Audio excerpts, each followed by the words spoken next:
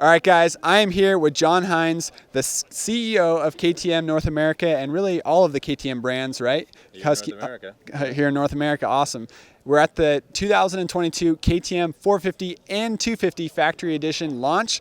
This is the first official time that we get our hands and eyes laid on these Factory Edition bikes. Super exciting time for KTM, obviously, to finally release the bike. Super exciting time for me as a test rider because I'm talking about these bikes year round. I'm talking about the two-strokes. We're testing all of KTM's bikes as well as all the other brands' bikes as well. So a new model makes it very exciting for a test rider like myself, and I'm excited. We've seen this bike, kind of sneak peeks of it. We've seen some of the KTM guys testing at the track, kind of undercover, and now it's finally here in person. So I guess, John, before we talk about the details on the bike and look at it up close, what's it like for you, John, just being here and finally getting to release the bike and really bring it out into the public for the first time? Man, it's an incredible night. I mean, this is what we live for. We love bringing this brand new product to market, and for us as a company, Ready Race company, like bringing it for racing. That's why we build these motorcycles. It's for Supercross, it's for athletes, it's for our teams, and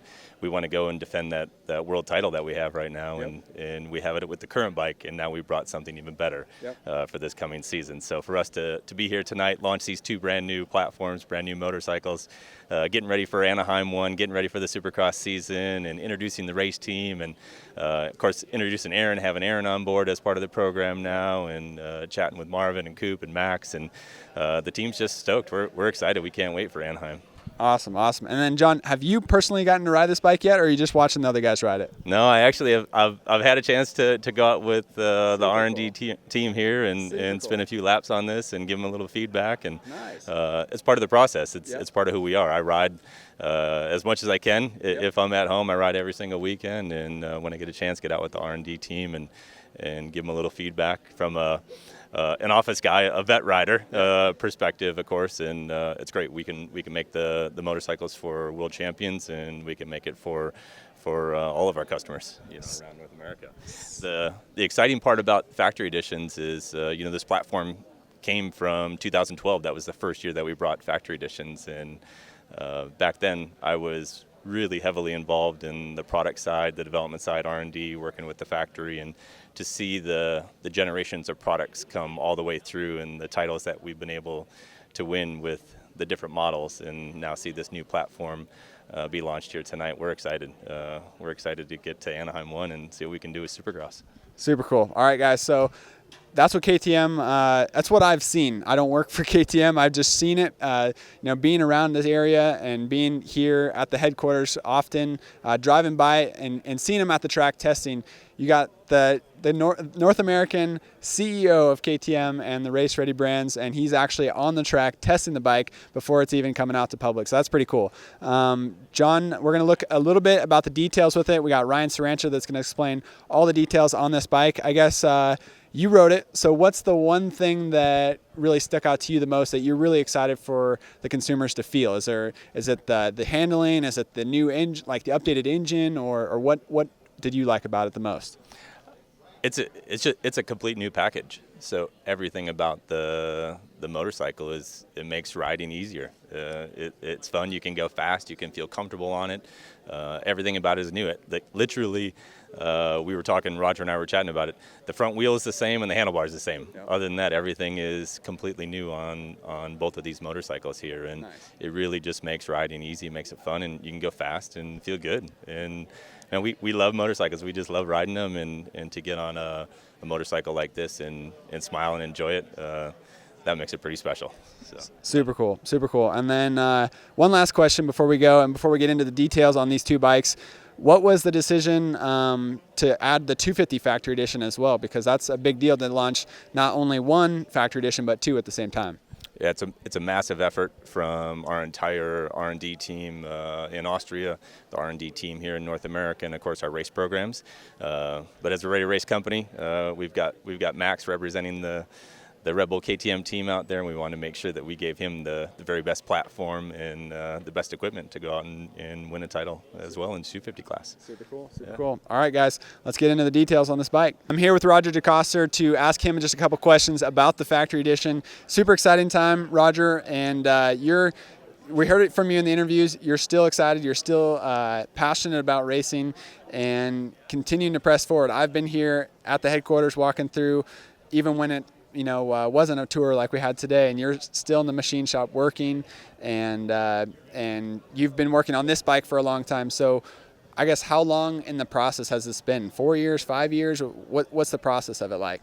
Yeah, about 4 years ago, the R&D people started working on this bike, and it's a slow process in a way. But the cool thing is that our people that lead R&D, and especially the guy that is in charge of the off-road bikes, Manfred Edlinger, is a really cool guy and really loves what he's doing, and he is very attentive to what the race team, what we call motorsports side, does, and he is always looking for input and looking over our race reports and all that, although he is not in the racing side, but it's pretty cool that the main guy on the production side follows our race results so close, and our problems, our victories, he follows everything very, very closely.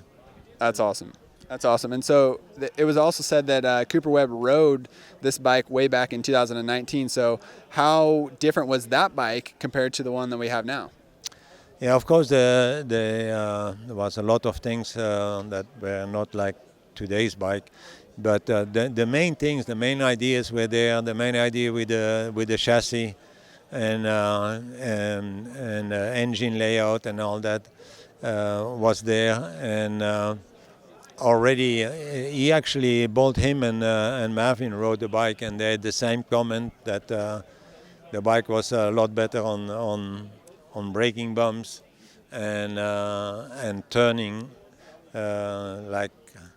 they said, like going downhill and take an off-camber turn, go back up.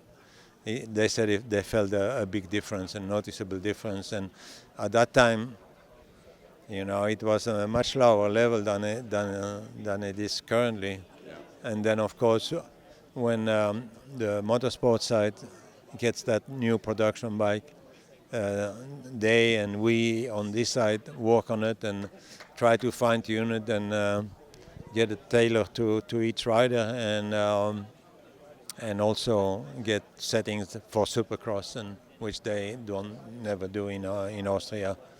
Super cool, super cool. All right, so when they were doing the team introductions here at the Factory Edition launch, Aaron Plessinger, he rode for Yamaha for many years, rode the Yamaha 450, and he said when he got on the KTM 450, he felt that where he looked, that's where he could go. And that's something that I've felt on KTMs. That's something that when I feel comfortable on a motorcycle, it's when the bike, I can look, and that's where the bike goes. And so Aaron said that in front of all the cameras, in front of all the people recording videos. Was that a big compliment to you and to this bike? Yeah, it's a big compliment, but we should not underestimate any of our competition. Everybody works hard, and they are good at what they do as well. And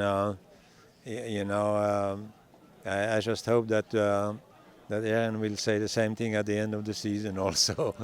I like it. All right. And then there's a lot of big changes to this bike. Everything is completely new. What's the one piece that you're most excited about? Are you excited that the guys are going to have, the new frame? Are you excited about the flex characteristics of it, how it's going to work in Supercross or Motocross? Or are you excited about the updates that it has to the engine? Or what's something that you are really excited? I think the biggest plus for me is it's not, our bikes have always turned really well. That's always been one of our pluses, a main character of our bike. But I feel that we needed to be better in whoops and better on accelerating, braking, and less rocking motion. And I think this bike achieved that. Super cool. Okay, last question before we get into the details on this bike. you guys ran the Airshock. Barsha ran it. Osborne and some of the Husky guys ran it. Cooper and Mosiman ran it at a few different races in Supercross last year. What was the purpose of bringing that back? And then are we going to see them racing with that this year? I don't know if we'll be racing at. I think the Airshock has still a lot of potential, and it's not been completely stopped. But because all the delays, a lot of doing this COVID thing, a lot of the parts deliveries have been late, and we had to choose where to work on, where our priorities would be, and the Airshock is still somewhere in the future there, but right now, at least the beginning of the season, we will be on a conventional. Nice. And then, so that is one of the big issues is getting parts. I've heard that from a lot of people, for everybody, no matter who they are in the industry, but even for the factory level guys at the top tier of the sport, you guys are still struggling sometimes to getting parts. Is it making it any harder to get ready for Anaheim, or is it still going along? Yeah, and that's the reason we are putting Max also on the East Coast. He was scheduled to be on the West Coast, but we only have one engine complete since last week on the 250, and so we have no test pass or anything yet. And this COVID thing is hurting everybody, you know. It definitely is. All right, well, I'm excited to finally ride this bike, hopefully soon, and we're excited to dive into some more of the details on it right now. All right. Thank you. Yeah. All right, guys. Finally, we're going to get into the details on the KTM 450 Factory Edition and talk a little bit about the 250 Factory Edition. So all of the details are on our website, motocrossactionmag.com, where we go over all the specs. We got a lot of cool detailed photos on there. But in this video, let's talk just a little bit about the highlights. So we got an all-new frame. The foot pegs are updated. The engine's updated. The map switch is unique and cool. And there's some wild stuff going on there. Basically, I mean, can you give a rundown, I guess, on what's not changed on this bike? So, thank you. Yeah. I think Ian Harrison, our race team manager, put it perfectly when he said that you can take that front wheel off, right? And that's about the extent of what is the same from the last generation of the bike. So for 22, just like you said, everything from the ground up is all new. So all new bodywork, new frame, engines repositioned in the frame. Engines have been updated on both the 250 and the 450. Suspension's been worked through. New swing arm, subframe, all the bodywork, if I didn't mention it. Yeah. Everything has been gone through. And what our R&D team really wanted to do, as we said, is making going fast on the bike that much easier. Yeah. And they put a tremendous amount of time into each and every component through topology optimization, through simulations, through real-world testing. They did everything you could imagine to just shave all of those little bits of weight to get that performance that we wanted, to get the optimal rigidity out of a component, everything that they could do. Yep. So yeah, bikes completely gone through from the ground up. Nice. All right, well, good stuff. And is it going to be the same for all of the bikes in 2022? Like, what's it going to look like when you get to the 2023, production bikes? Is it going to look similar to these? That's a great question. We haven't launched the 23s yet. Can't wait to get into the details on those when we do. But I think anyone who's a KTM fan knows that the story behind factory editions is definitely not just all the great components that we put on, these race drive parts, the factory wheels, factory triple clamps, all that stuff. It is to bring technology into the market, out onto the racetrack, to Anaheim 1, to bring that as soon as we possibly can. So yeah, in the past, we have definitely seen the technology we've launched in the factory editions making it into the serial production bikes into the following year. Super cool. All right, and so we heard these guys have been riding the bikes quite a bit. We heard that the 250 doesn't have much time on it, right? Max Vohland's only been riding for a week on it. So I guess what's it going to look like for dealers? How long until people can buy these bikes and actually ride them themselves? So yeah, we want to get these bikes under our racers as quickly as possible so that they can get out there and do their testing. But into dealers, I would say February. Okay. Yeah, so late January, beginning of February, you should start seeing the bikes into the dealerships. And of course, we're going to see them raced in Anaheim. Can't wait for that gate drop. To see them at your local track, a little bit longer. Little bit longer wait. Yeah, cool. All right, good stuff, guys. And then Ryan, so as mentioned, you guys can go check out all the details on the new bike on our website. But can you just give us a rundown on some of the few major points that you're personally excited about for 2022 and a half factory edition bikes? So some of the really big pieces you're going to see immediately, the bodywork for sure. And this is critical, right? The bodywork is a contact point for the rider. It's where a lot of the control of the motorcycle comes from. So we have a completely redevised ergonomics on the bodywork, new radiator shrouds all the way back to the side panels, new front fender. Everything has been reworked. We have new textures on the radiators, on the engine or the frame guards. All of these things to give you that optimal contact, more control, better control when you're standing, moving forward, moving back on the bike. And of course, the frame is the other really, really big component. Yeah. So we liked the torsional, the longitudinal flex we were getting out of the frame.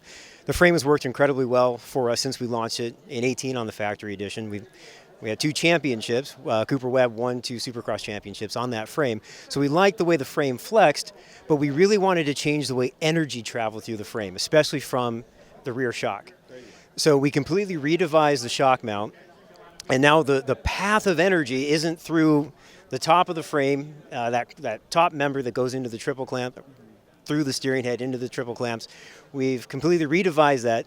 So when you're going through whoop sections and big jumps and chop and all the things that you do on a motorcycle, less energy is being transferred to the rider. Crazy. Yep. Crazy. All right. Well, exciting stuff. And then 250 factory edition, I mean, it's got a lot of the same changes, basically all of the same changes as far as I can understand.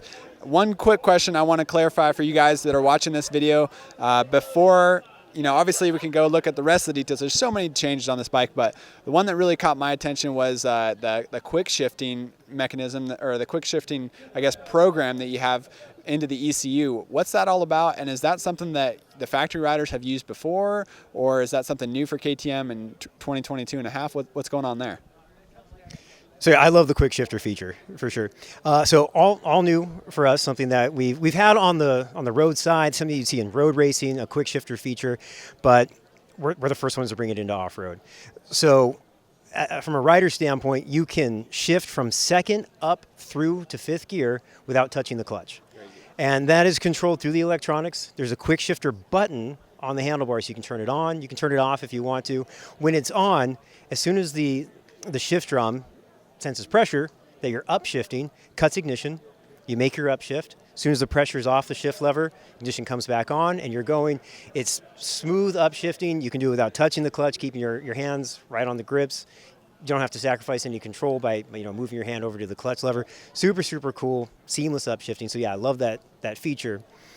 Now also between the 250 and the 450, the chassis updates, those are carried over for sure. The engine updates have been huge on both the 450 and the 250. Different mapping. Of course, we have new components on the 250. Cylinder, piston, cases, all been reworked through. Cylinder head, everything's been reworked through. We've increased bore. Done a lot to really hit that mid-range power that we wanted out of the two. Because our 250s have always had great over rev. Really wanted to add some mid-range power. Cool. All right, guys, so Yamaha 250s always had a super strong bottom end these past few years, and people have complained that the KTM didn't have enough bottom end. It sounds like with the bigger bore, it went 3 millimeters bigger on the bore and the cylinder. That's going to add some bottom end power, so it's going to be interesting to see how it runs on the track. It's going to be a while, sadly. Hopefully the motocross media, we can get our hands on these bikes and start testing them hopefully in January, but until then, we're going to be drooling over Cooper Webb, Aaron Plessinger, Max Vohland, Marvin Muskin as they ride these bikes, and looking forward to the time when we can get these bikes in the dirt and give you guys our first opinions on them, how they run on the track, and even comparing them to last year's models. So stay tuned to that in about a month or two.